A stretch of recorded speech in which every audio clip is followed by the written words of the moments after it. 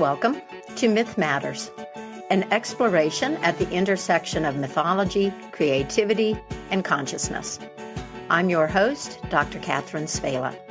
Wherever you may be in this wide, beautiful, crazy world of ours, I'm glad that you decided to join me here today. This is episode 1 in a series about the Sumerian myth of the goddess Inanna, Queen of Heaven and Earth. This is one of the most beautiful and useful stories that I know about the way that life and love unfold, about our necessary initiation into the mysteries, and the transformation that brings. I'll tell the story over several episodes as I like to work with the larger myth cycle, which is something that not enough people do, in my opinion. And along the way, I will hopefully also have a special guest. I started working with the myth of Inanna more than 20 years ago. I remember that I first told the story to a friend on a camping trip one night.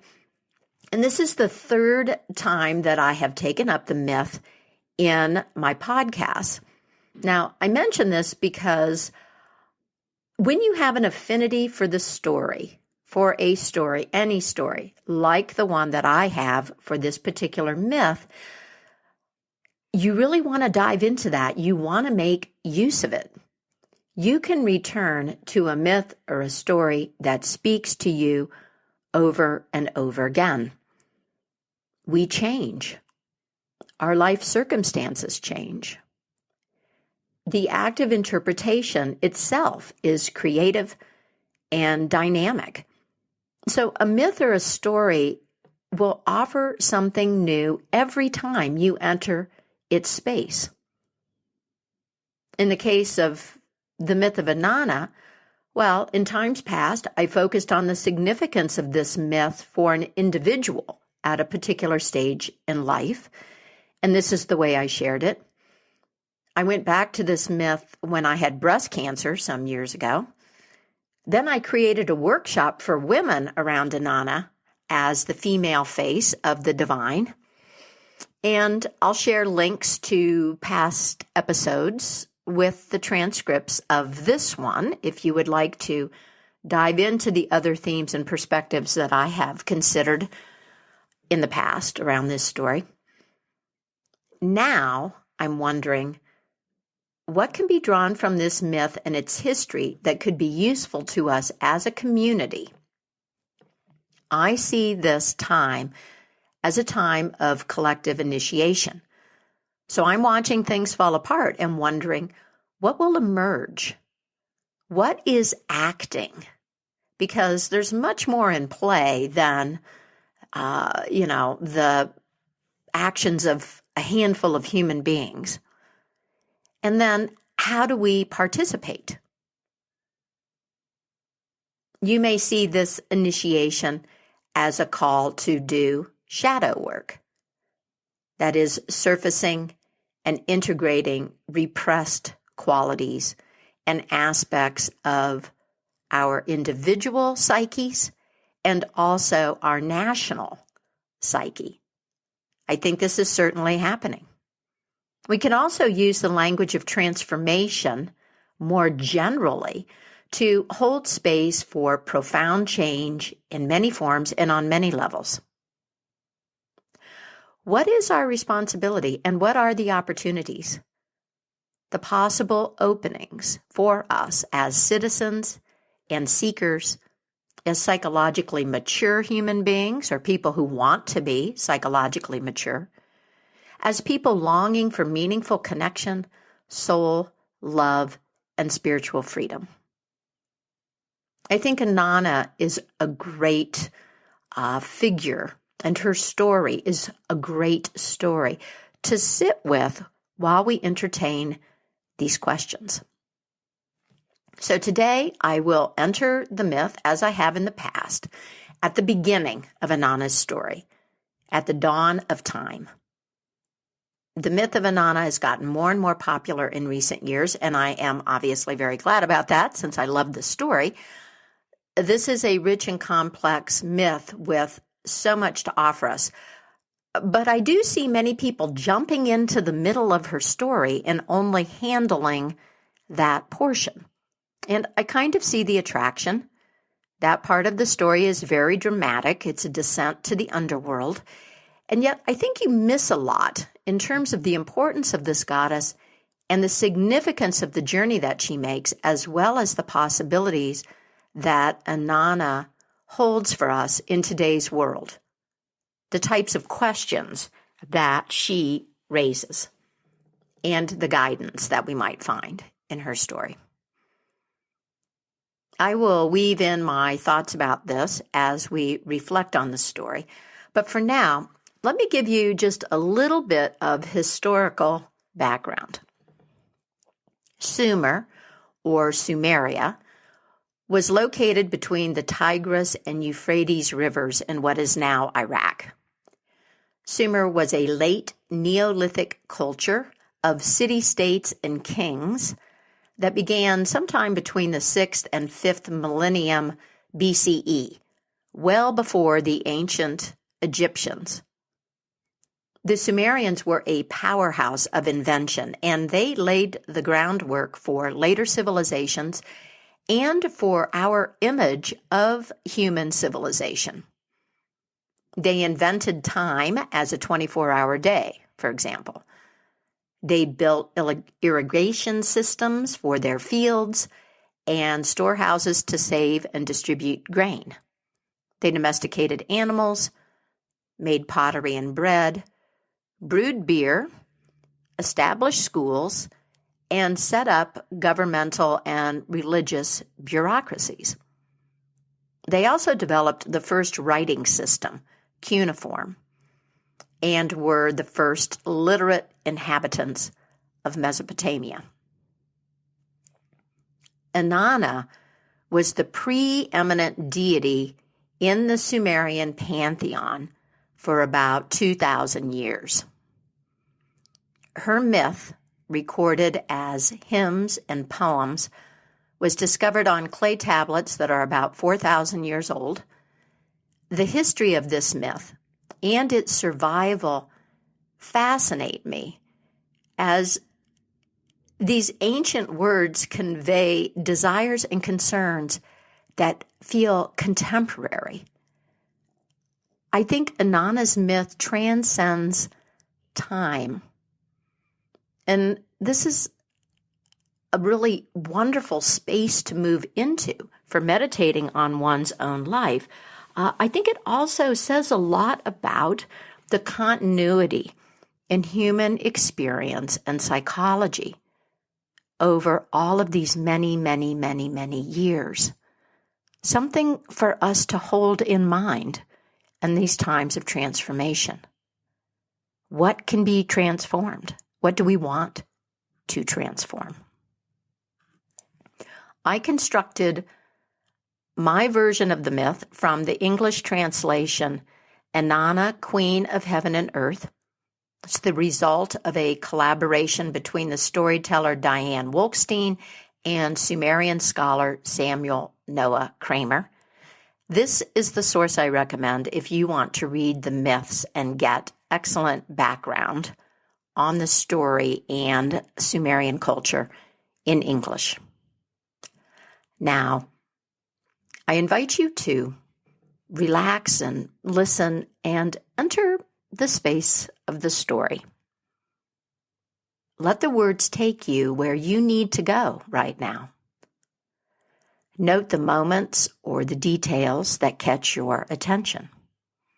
This may be something that you don't like. Those can be very useful openings. Attending to what speaks to you is one of the ways that stories can help you, teach you, or heal you. The old myths and stories are mirrors, and even the themes or the figures that you reject may illuminate your present moment. Inanna and the Halupo tree. In the first days, in the very first days, in the first nights, in the very first nights, in the first years, in the very first years, everything needed was brought into being. Everything needed was properly nourished. Heaven and earth separated. The sky god An took the heavens for his kingdom, and Anli, the air god, took the earth as his realm. Erishkigal, the queen of the great below, was assigned the underworld. At this time, Enki, the god of wisdom and the sweet waters, set sail for the underworld. But the underworld fought back, and a great storm arose.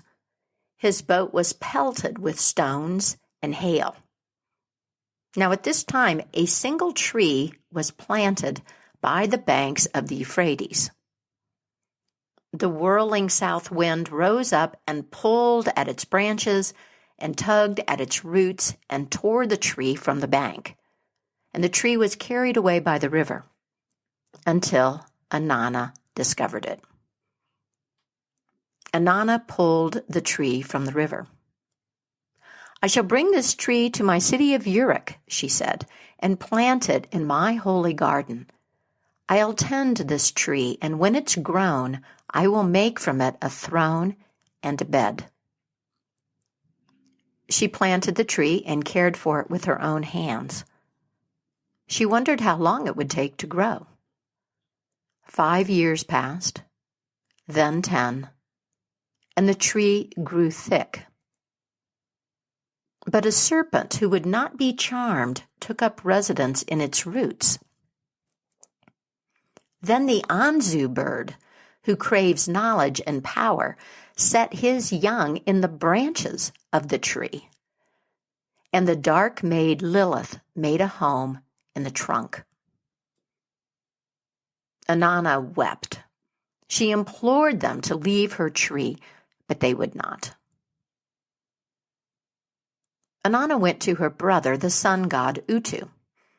She told him the story of the early days and how Enki set sail for the underworld and how it attacked him, and about the tree that was torn from its banks until she replanted it in her garden. She told him about the creatures living in the tree, but Utu would not help her remove them. The second morning, Inanna went to the hero Gilgamesh and told him the story. And Gilgamesh, the hero of Uruk, stood by the goddess. When she finished, he strapped on his armor that was so heavy it took 10 normal men to lift it. He took up his great axe that was so heavy that it took 10 normal men to lift it, and went with Inanna to her garden. Gilgamesh struck the serpent, who would not be charmed. The Anzu bird and his young flew away. Lilith smashed her home in the tree and ran out to the wild places. Then Gilgamesh loosened the roots of the tree and cut off the branches. He carved a shining throne for Inanna and made her a bed. Inanna made a gift for her brother from the roots of the tree and a gift for Gilgamesh from the branches of the tree. And now Inanna had her shining throne and her bed. Inanna and Enki, the god of wisdom and sweet waters. Inanna placed her crown on her head and went to the apple tree. Leaning back against the tree, her vulva was wondrous to behold. Inanna rejoiced in herself. In her ripening was readiness. She said, "I am the queen of heaven. I will go visit Enki, the god of wisdom and the sweet waters, in his holy temple, and honor him." She set out by herself. Long before she arrived, Enki perceived her arrival and called his Sukal, that is his minister, ally, and friend, Ismud. Ismud, he said, the young woman Inanna is on her way here. When she arrives, give her refreshments and treat her as an equal. When Inanna arrived, Ismud welcomed her. He gave her butter cake to eat and cool water to drink. He offered her beer. Enki came to join Inanna. He poured himself some beer. The two filled up their great bronze cups time and time again and offered toasts to each other. They drank more and more beer together. And now Enki was swaying on his feet. He toasted Inanna and said, in the name of my power, I give my daughter Inanna the high priesthood and the godship. I give her the crown and kingship. I give her the holy staff and scepter. I'll take them, Inanna replied. Enki toasted Inanna again. In the name of my power, I give my daughter Inanna the truth, descent into the underworld, ascent from the underworld, the art of lovemaking and the kissing of the phallus, the colorful garment and the loosening of the hair. I'll take them, Inanna replied. Enki raised his cup to Inanna a third time. In the name of my power, I give my daughter Inanna the powers of the high priestess, the setting up of lamentations and the rejoicing of the heart, the giving of judgment and the making of decisions, the art of forthright speech, the art of treachery, the art of kindness. I'll take them, Inanna replied. Enki raised his cup to Inanna 14 times. Every time he gave her 5 or 6 or 7 May. That is the powers and ordering principles of life and civilization.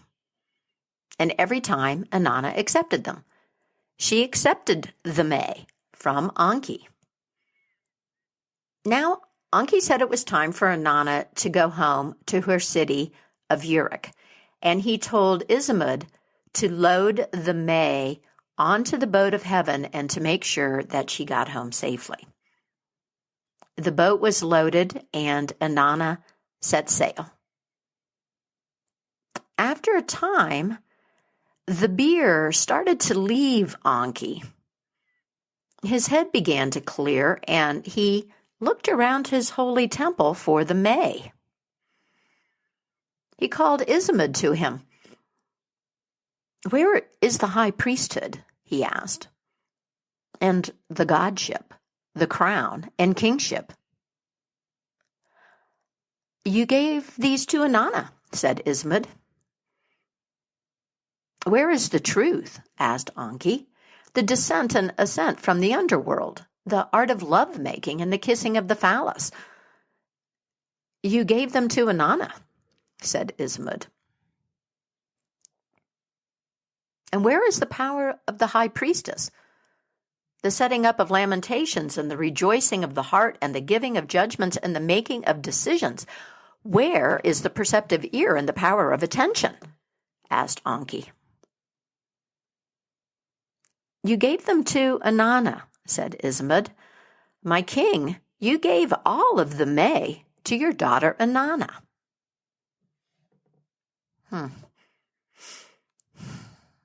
Where is the boat of heaven with the holy May now? Asked Enki. About a mile away, said Ismud. Take some of my smaller monsters, the ones like scorpions, said Enki, and go get the boat and the May back. Ismud took the scorpion-like small monsters and went to Inanna.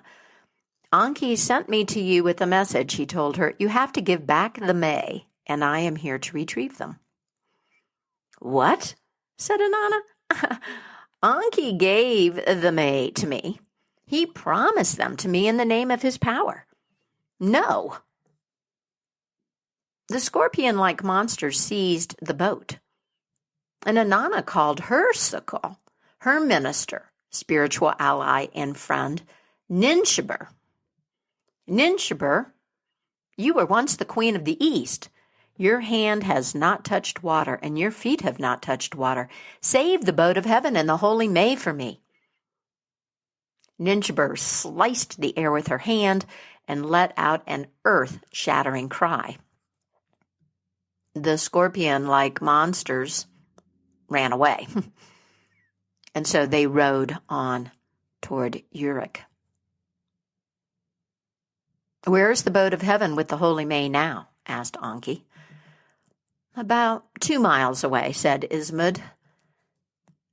"Take some of my wild-haired monsters," said Anki, "and go get the boat and the May back." The wild-haired monster seized the boat, but Ninshubur sliced the air with her hand and let out an earth-shattering cry. The wild-haired monsters ran away. They rowed on to Inanna's city. "Where is the boat of heaven with the holy May now?" asked Anki. "About 3 miles away," said Ismud. "Take some of my huge sea monsters," said Anki, "and go get the boat and the May back." The huge sea monsters seized the boat, but once again, Ninshubur defended against them. Anki sent monsters to retrieve the holy May 6 times, and every time Ninshubur rescued the boat. Now she said to Inanna, "We are almost to your city of Uruk. When we arrive, let the life-giving waters flow into the city and let our boat sail swiftly to the docks." "Yes," said Inanna, "and there will be a big party, too. All of the people will gather and laugh and dance and sing." And so it was. Inanna made the life-giving waters flow into the city, and the boat sailed swiftly to the docks. All the people gathered to celebrate. Anki called Ismud to him the 7th time. "Where is the boat of heaven now?" he asked. "Inanna has landed at her dock in her city of Uruk," Ismud told him. "Queen Inanna has aroused wonder," Anki said. "She has aroused wonder." The holy May were unloaded and presented to the people, and an interesting thing occurred. More May appeared, more than Anki had given Inanna. They were also presented to the people. Inanna said, "This place will be known as the Lapis Lazuli Dock." And Anki spoke to Inanna and said, "In the name of my power, I bless you and your city of Uruk." That's as far as I'm going to go with the myth today. Now, where to begin to unpack this? One thing that I notice is the teamwork, the assistance that Gilgamesh provides, and later the presence of Ninshubur on the boat of heaven, beating back Enlil's monsters. And even Anki, for that matter, has Ismud, his own Sukal. This is an interesting image of the hero from the perspective of today, where we have all of these superheroes who act on their own and see themselves as alone.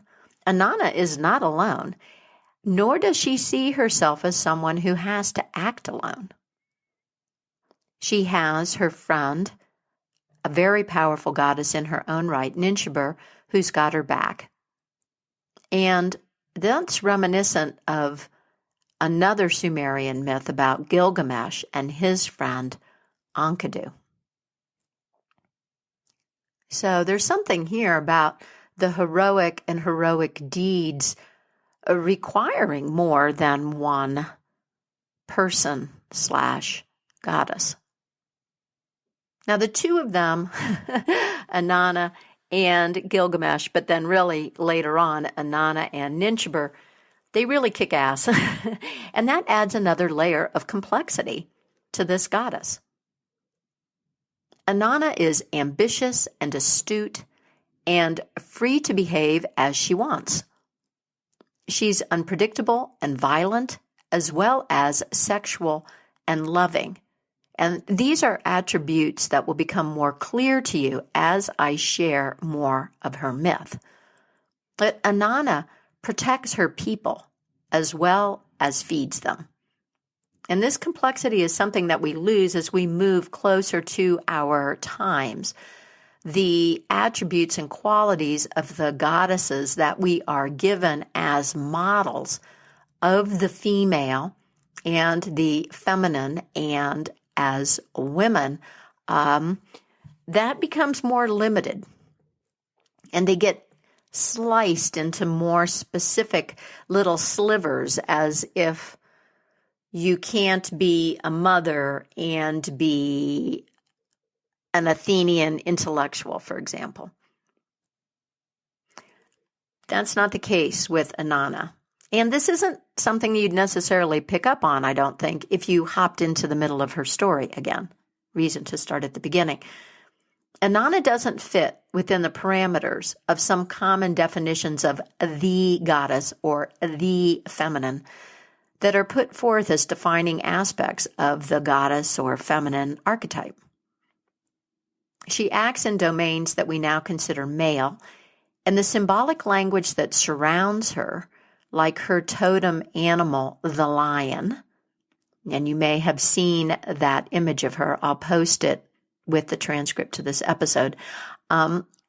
This symbolic language, like the lion, that reveals the shifts in meaning that take place in culture. Shifts in meaning that take place in culture because culture is a construct, right? We make it up. The lion, for example, comes to be the companion of kings and a symbol of solar consciousness as a male attribute. But this was not the case in Sumeria. The lion and that solar consciousness were attributes of the goddess Inanna. Another example of this shifting meaning and constructs is the moon. The moon is not always female or feminine. The moon is male in Sumerian mythology. The moon is Inanna's father in these myths. And Inanna, as the primary goddess of life, vitality, fertility, and everything that makes the human world work too, has a particular relationship to the moon, first as her father, and then later as male, as her consort. This is something I'll talk about more in the next episode. So here we have Inanna. She's life. She's abundant life. She tends the one tree. And the implication here is that through her tending, trees multiply, although that particular tree becomes the tools of her two realms of power, life and civilization, bed and throne. Inanna is life, and she is a warrior, the head of state. And these things are not contradictory. Now, what about the scope of her powers? How I love the list of the Holy May. And there's so much more in the poem. I merely scratched the surface in my telling. She has so many powers. And again, these powers show the unity between nature and civilization. Two realms that they're really almost separate worlds in the way that we think about these things in the dominant culture today. And when I've told this story, I have had people object to the fact that she cuts down the tree. But first of all, that was a very different kind of action, wasn't it? Thousands of years ago, before we had, mechanized chainsaws and bulldozers and millions and billions of people, taking trees by the truckload. And also, you have to look at that, remembering that Inanna is the divine in nature, the eminent. In the words of Judy Grant, Inanna is the mind inside nature. Inanna, in a sense, is the tree. The tree and the goddess as the one who unifies the realms, the heaven and earth and underworld. Just as a tree reaches up into the sky and roots down into the soil and offers its gifts of shade and home and beauty and perhaps blossom and fruit to the middle realm of the earth's surface. All of this, again, will come forward more as we get deeper into the story. And if you think about what I said at the beginning about Sumeria and how incredibly inventive this time was and this culture, you see that reflected in the May also. Inanna's myth is a statement of these new concepts and tools and rituals and social constructs coming into the being. It was the time of the beginnings of so much. So that takes me to one other thing I want to note for today. The myth of Inanna has interested many people for lots of reasons, one being that it is evidence from what we now see as being a very pivotal time, a transitional time from goddess cultures to the rise of the sky gods, the father gods, and patriarchy, the devaluing of the goddess. And I don't have any quarrel with that. I think that's true, that there is something transitional going on. All you have to know really is about all of the new developments that were taking place in the way that humans were living. That I want to focus for just a second on the relationship between Inanna and later gods and agriculture and the domestication of animals, which did so much, as you know, to increase our human population. And it was also, one can argue, the beginning of our separation from nature and an opening up of the space that would allow a more abstract and transcendent image of divinity to arise. A God that doesn't live on earth because the divine is not in nature. And Paul Shepard talks about this quite a bit in his book, The Others, How Animals Made Us Human. He points out that once we started controlling and regulating the food-producing dimension of Earth and accumulating wealth, well, we changed our whole image of what our place was on the planet and how much power we held. So from this perspective, it's kind of ironic to me that the goddess holds all of these powers, and she occupies a period in which these advancements are seen as part of her bounty, and at the same time, in retrospect, may be part of a cycle or a celebration of new powers that ultimately bring her down and make the goddess, the earth, the female, women, one that is controlled as well. So I'm going to talk about this more in the next episode, as I do think that the relationships between male and female and our concepts of gender and what's appropriate are ripe for transformation and are part of our collective conversation right now. Whatever you know about the ancient historical context of Inanna's myth and theories about the goddess and patriarchy and how we ended up where we are here today, which may be a lot or maybe not much, I think this myth is a useful mirror in which to see our personal attitudes about males and females, to consider what we think is appropriately masculine and appropriately feminine. I see many opportunities to question and play around with your reactions, to see what you can learn about yourself in this conversation right now. Today, we review history and conclude that Inanna's story is part of a profound cultural transition. It was probably, people were probably aware of that and also not aware of that at the time.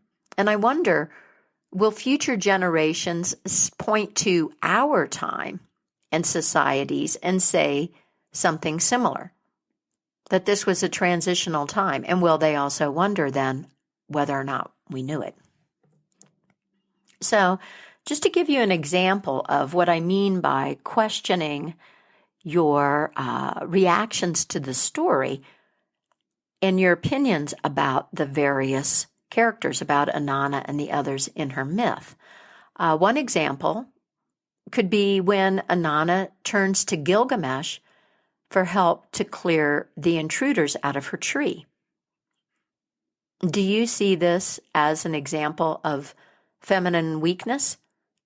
I mean, does this make you think of, the caricature of the woman who hops up on a chair and squeals at the sight of a mouse for her male partner to come and get it, to get a mouse or a spider?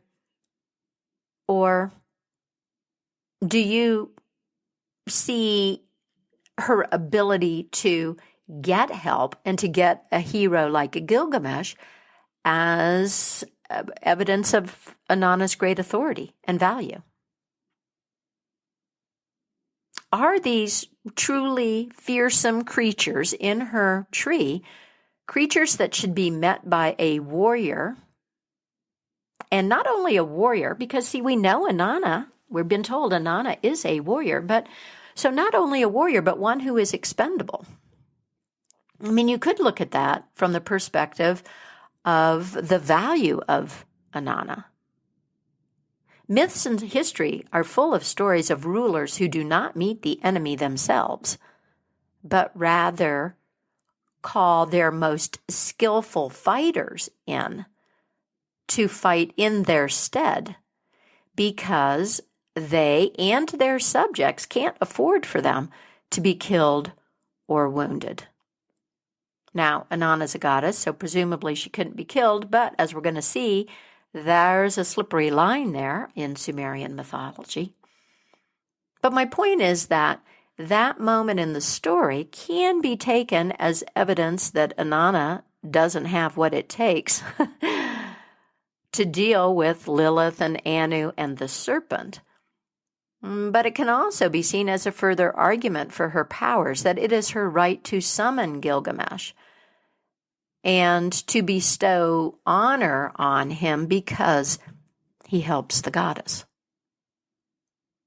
In any event, I'd be curious to know what kinds of flip side conversations you could have with yourself about the myth, and email me and share that with me if you're so inclined.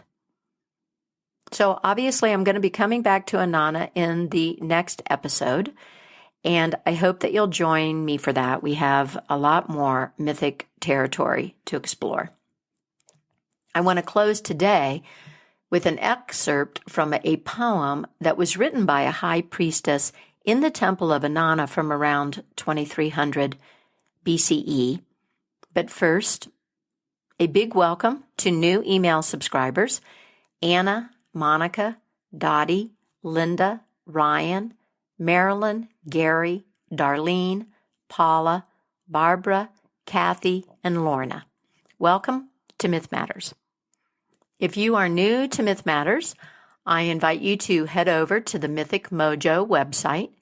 You'll find a transcript of this episode and also information about the Mythic Mentorship and Creativity Coaching that I offer.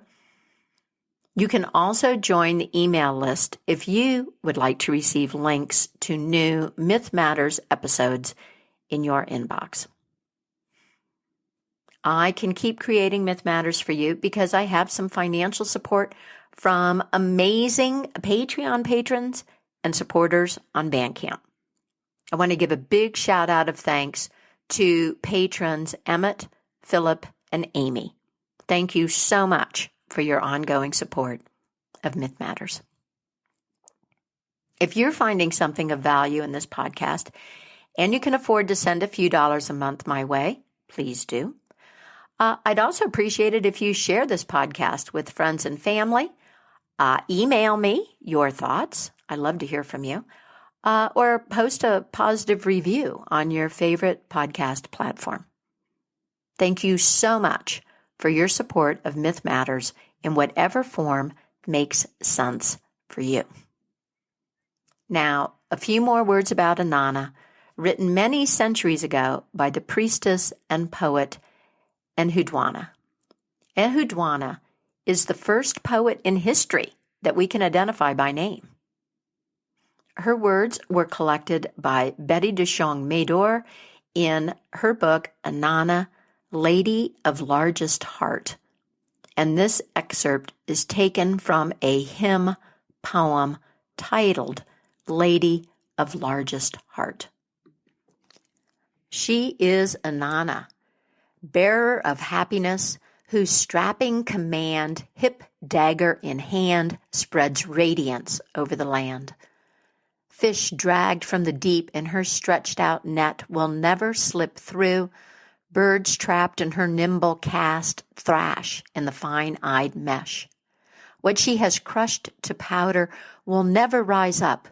The scent of fear stains her robe. She wears the carved-out ground plan of heaven and earth.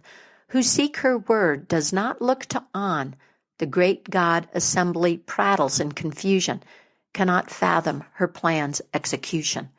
She holds the life of heaven with her single hand. Fierce lady wildcat, sovereign of the Inanna. Inanna, you draw men into unending strife, or crown with fame a favored person's life. You crown with fame a favored person's life. That's a pretty extensive set of influences owned by Our Lady Inanna. If we have a better understanding of our need for myth and all that our old stories offer, we can live more satisfying lives. We can inhabit a better story and create a more beautiful, just, and sustainable world. And that's it for me, Catherine Svela, and Myth Matters. Take good care of yourself, my friend, and until next time, keep the mystery in your life alive.